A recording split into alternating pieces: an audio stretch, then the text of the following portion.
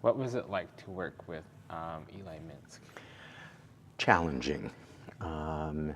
He was, I think my perception of him at the time was, although he had been this radio and TV celebrity, that he was jealous of lots of the stars of the Yiddish theater, including his, I don't know whether it was his cousin or his brother, Ludwig Zatz, was a big star, and he, as I said, I don't know whether that was his cousin or his brother, but he never wanted to trade on that name, and he never achieved that kind of artistic celebrity status, but he was more famous for, playing this nebbishy uncle on Uncle David on the Goldbergs. And when we would rehearse, because it was a two-hander, it was just him and me, and we would rehearse for a long time at his hotel. And he would say, for $10,000 you couldn't get an education like I'm giving you, and he would wag his finger a lot at me.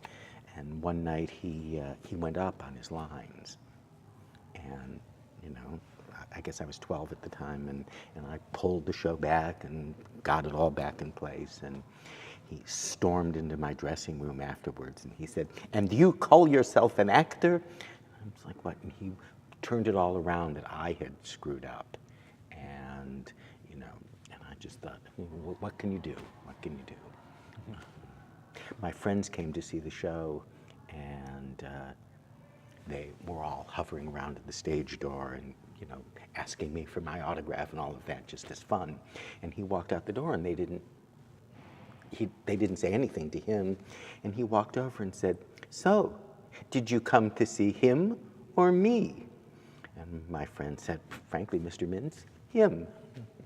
Another thing that did not endear him. But I did learn a lot. I learned an extraordinary amount about timing from him. He really knew how to shape a line and make it land. And we would rehearse a line over and over and over until I got it exactly timed. Well, I can remember a rehearsal where I had the line, "I guess he made a mistake. Guess he made a mistake. Everybody makes mistakes."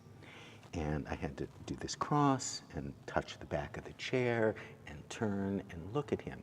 And we must have spent over an hour on that line just to get it to his satisfaction. Well, that's real discipline and real artistry from his. So yeah, I learned, he's right, $10,000.